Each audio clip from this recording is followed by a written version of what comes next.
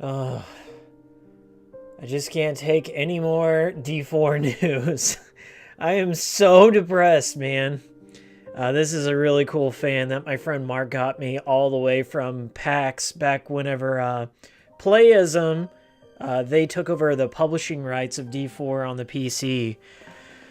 Oh boy, we're in for a big one. So a couple of days after I posted my video, ironically enough, SWERY65 announces to the public his retirement from Access Games, a game company he helped found and he's often associated with. I mean, he's the figurehead of that company.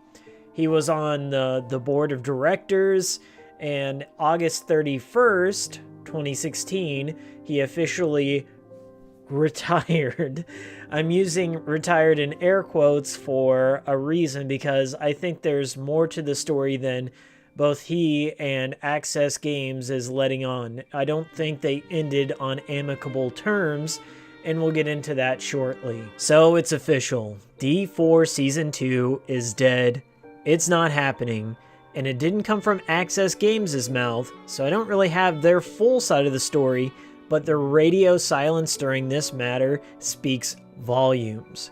And if you're judging by what they post on Twitter, they haven't said anything about SWERY's health or D4 Season 2 in almost a year. So where did it all begin? Where did it all go wrong? We can say that it's who's to blame here. It's a 50-50 scenario. I think that SWERY, he got diagnosed with his reactive hypoglycemia, and that's when he went into retirement, and that kind of set in motion some of the tensions that have already been going on between SWERY and his team, and things snowballed from there. And I gotta say, he's not entirely innocent in this affair, and I'm gonna use some of his own words against him to kind of reinforce my point of why SWERY is also responsible for the death of Season 2. So about a year ago on Cafe SWERY65, the official blog of Access Games and SWERY65, he announced that he had reactive hypoglycemia, he was getting treated for it, and he was going to be taking a break to focus on his health. And everyone thought, good, that's what you should do when you're sick. But I have suspicions he wasn't following his own doctor's advice. After I made my video, I had made a statement within that video saying that I'm no medical expert and I'm not SWERY's doctor, but I think he needs to chill it with the hashtag drinking, because it honestly looks like he has a bit of a problem, especially with somebody who's suffering from reactive hypoglycemia. It can be, I wouldn't say deadly, but it can be detrimental to his health and his condition if he continues to drink or process any sort of carbs or high sugar beverages. You know, stuff that's found in most different types of drinks, especially if you drink beer. I thought to myself, I feel guilty about bringing up this man's condition and then digging into his private life where he drinks, and he's an adult, he can make his own choices, but for him to come out and say that he was focusing on his health, it didn't seem entirely true, especially after watching that documentary where he goes to 3 separate bars in one video. And I've been following him on Twitter and Facebook for a very long time, and he's always posting photos from his Instagram about him hashtag drinking. You can even go on his Twitter today and find a photo of him drinking with friends. So I just don't think he's given up that part of his life to focus on his health. I think there was a little bit more brewing than what he let on. And we may never know the full truth from his side and the full truth from Access Games' side, but now I've become very skeptical on why he stepped away from this company. Even though SWERY is retired from Access Games, it doesn't mean that wasn't the great choice he needed to make for himself, because he seems a lot happier according to what he's been posting on Twitter and all the news blurbs I occasionally find about him. For example, he's become a Buddhist monk, he's working on writing a novel, He's been a co-creator or co-developer on Peter Panic, which is an iOS game, and it's actually kind of fun. It's a musical iOS game where the main protagonist is going through all these troubles in life, and he kind of sings his way out of his problems. So definitely go check it out. I actually played the demo and enjoyed it quite a bit. And then he's also worked on some other game ideas that he's been kicking around, and he did show up and show support for Grasshopper Manufacturer's release of the Silver Case. So seems like at this part of his life he's focused on networking, being free, being happy, and more power to him. I truly feel like he is happier now that he's left Access Games. So in my video, I posted a series of tweets that I thought helped better contextualize SWERY's relationship with Access Games and their split. And one comes from August 10th, which is just before he officially retired. So we're talking about 21 days before he officially left. He said, hey, which is more important, health or money? Business. And of course, this seems to be the point of contention between the workers from Access Games and SWERY.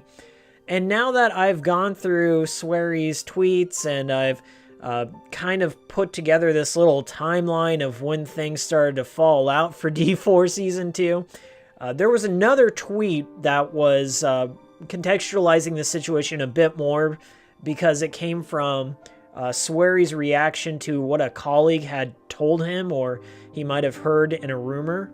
So on June 27th, just a couple months before he retired, he said on Twitter, a colleague said, "You are tweeting every day despite being sick, so stop it anymore."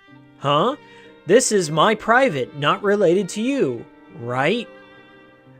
In that situation, I guess there had been some tension between somebody he worked with, it could be anyone, I don't know who it is, and him tweeting all the time. And I guess if you are a public figure and you're on the board of chairmen for your company and you're tweeting all the time, then you going out drinking and you say that you're trying to recover and your condition is gonna get worse if you keep drinking, I can see how Access Games would be a little frustrated with SWERY, and they might bring that up to him. He does seem like he's overreacting in this situation, and he's not addressing this criticism head on. I found this really interesting exchange of tweets between this guy named Ogman, who wanted to ask for a D4 demo for the PC so people could try the game out before they bought it. Okay, so something that's typical of most games at this point. And Access Games, this is like one of the only times I've ever seen Access Games hop in and say something that wasn't buy the D4 original soundtrack or check out the Facebook page. So Access Games actually replied to this guy. They said, thanks, there are no current plans to release a demo, but we always take your comments to heart. This was in May of 2015. Then out of nowhere, SWERY hopped in and he said, Hey, Access Games, stop your irresponsible tweet. I will decide to release it or not without your opinions. You're just a PR guy. So shortly after this exchange between SWERY and Access Games, a person named Kimi Nozo guy comes out and challenges SWERY on his lashing out at Access Games. This is what he said. So you do not appreciate feedback from potential customers and general replies PR gives to keep good relations with consumers. Basically saying, you don't agree with a non-committal PR statement made by Access Games, your own PR department? And SWERY says, I appreciate it many, so many. However, we don't need to embellish. Okay, I'm curious now. Kimi says, then what exactly was irresponsible with the tweet? If you appreciate feedback, then there should be no problems with the tweet. SWERY says, hey boy, the answer isn't intended to receive. You have to look for it yourself. Not my business. Kiminozo says, that's some damn excellent PR you're doing there. You're just a dev. Leave public relations to the proper people next time. And what Access Games said at that point was the most harmless thing possible. It wasn't making any executive decisions for SWERY or anyone. I guess SWERY was having a bad day. But SWERY says, what's that supposed to mean? I thought that you don't know yet who you are, but are you harass me? If so, hashtag thanks, Obama. And I'm gonna translate that for you. I think SWERY's saying, like, he doesn't know who SWERY is, or you don't know the situation SWERY's in, but you come out and you harass me about it? You're gonna come into my house and talk to me about what's going on with my affairs? Anyway, so Kiminozo guy comes in and says, that means if you are agreeing in the end what PR replied, then there was no irresponsible tweeting. I want to hear what was wrong. Kiminozo basically saying, like, what's so wrong if you agree that there should be a demo? Why are you yelling at your PR guy? SWERY says, my last answer for you. Every answer without agreement with creators, especially if they want to give lip service to you. Okay. And once again, I gotta try and translate that. So he says, you know, apparently the PR guy didn't run that by SWERY to see if it was okay first before they wanted to either suck up to him or pay lip service to the people out there saying that, oh yes, it may be coming or may not. And then Kiminozo guy comes on and says, glad to see that coming through, but then you might as well cease having a PR department and handle everything on your own. Great point. So I did a little digging and I tried to piece together a timeline of events, and I wanted to see what had happened on August 31st, the day when SWERY officially retired but didn't tell anybody, and Access Games didn't release a public statement about it, so they were keeping it under wraps for some reason. I think probably because if they had any interest in continuing on D4 Season 2 or other games, they didn't want the bad PR maybe, who knows. So on August 31st, SWERY65 said on Twitter, the truth never be hidden forever, even if the evils continue to lie. Good luck. Throughout the tweets, SWERY always addresses either evils or bosses or businessmen in some form or another, so I assume he's referring to Access Games. I'm just assuming at this point, but I'm pretty sure that he's referring to whoever he worked with there as evil, or he just had some sort of disagreement in general, and they didn't leave on the best terms. So in regards to SWERY's health and researching hypoglycemia, I wanted to see what SWERY was doing for his treatment regimen to combat this disease and why he was taking the time off, because, you know, most people, they deal with their hypoglycemia as they go to work. I know a few people that have that condition, and they have to manage just their day-to-day life anyway. So this is what I found. I stumbled upon an article written by Vice that deals with D4 and an allusion to SWERY's own health because of the character of David Young, and this will make more sense as I get into it. The title of this article is How SWERY's Reactive Hypoglycemia Manifests Itself in His Video Games. And once I read that headline, it all clicked with me. If you've ever played Deadly Premonition, you know that the protagonist, Francis York Morgan, has to continually eat to regain his stamina and just maintain his overall health. Now, if you've played D4, you'll also notice that David Young, he has his own stamina gauge, and he has to constantly eat little snacks throughout the game. Was this an odd coincidence? Yes, it was. Let's read this article together, shall we? Back in the spring of 2014, when episodic adventure game D4, Dark Dreams Don't Die, was still months from being released into the world, Hideki Suwahiro was dealing with early symptoms of a condition that would not be diagnosed until a year later. So he started noticing these symptoms back in the spring of 2014, just months before the game released. He said, "It began with apathy of the mind, followed soon by a decrease in physical strength.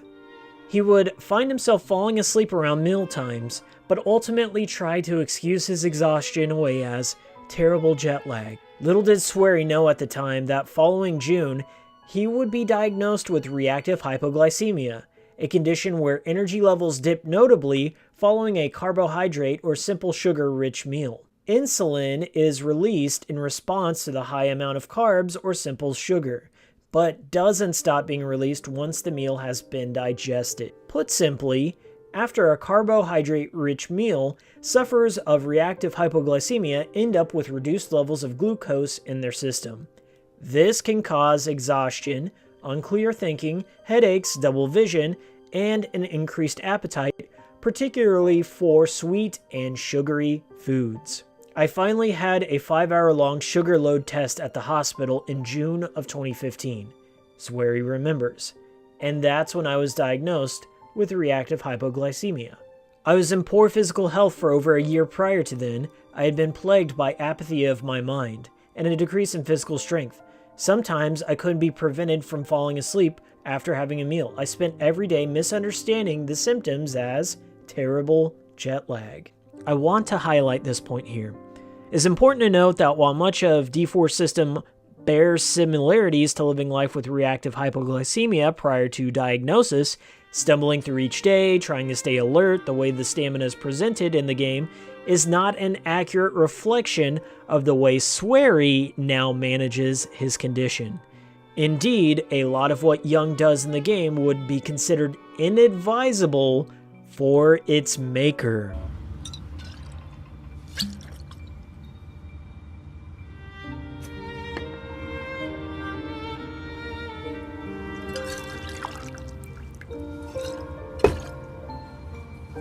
There's only one thing I need after work. Tequila. Straight up.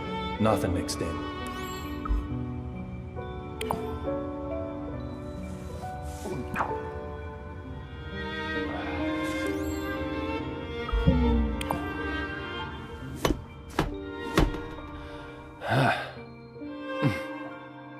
The perfect stimulation for my lead-filled brain.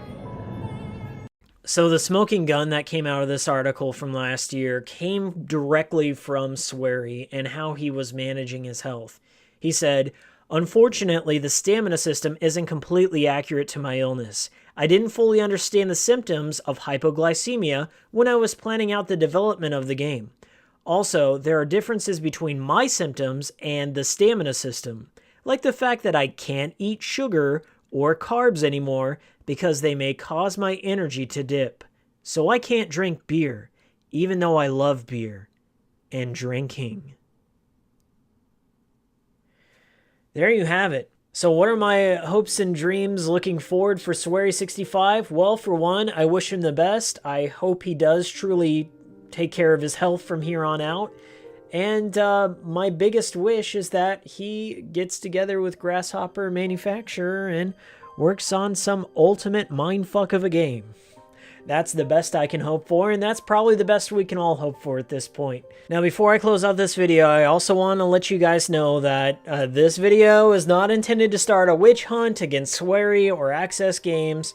Hell, even Microsoft, leave them alone, because there's no way they can fix this situation at this point. It seems like it's too far gone, and unless somebody mends some bridges at this point, I think the line has clearly been drawn between SWERY and Access Games, and I just don't think we're going to see D4 Season 2 at all. So at this point, I'd say it's safe to let it go and enjoy the time we had with D4 Season 1 and what could have been. Thanks, guys, for allowing me to steal a bit of your time here to talk about one of my favorite adventure games I've ever played. And I was truly crushed to see it go, and I know many of you out there were too. The best we can hope for is that SWERY continues to create, and maybe we might see some sort of, written ending to D4 in some form or another. Anyway, take care. I'll see you all next time.